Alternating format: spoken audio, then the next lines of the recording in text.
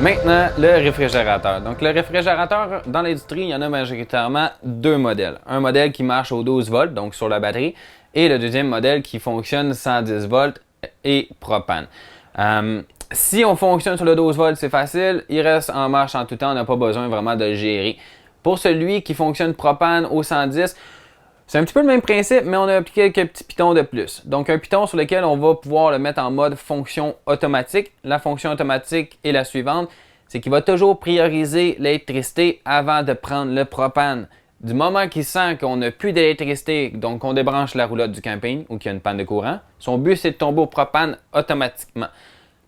Petit problème qui peut arriver, s'il ne réussit pas à partir au propane, c'est peut-être parce que notre système de propane n'a pas été utilisé pendant plusieurs jours. Donc, petite astuce, on va allumer le poêle afin de faire monter le propane dans notre système de propane.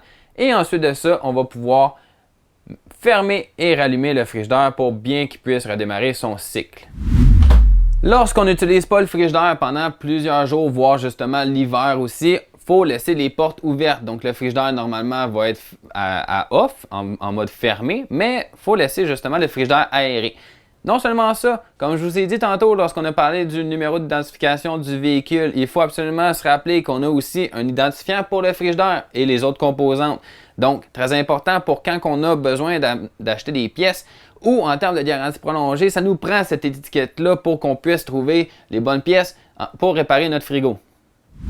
Pour le booster d'antenne, souvent les gens ont la question suivante, je ne pogne pas de poste à mon camping.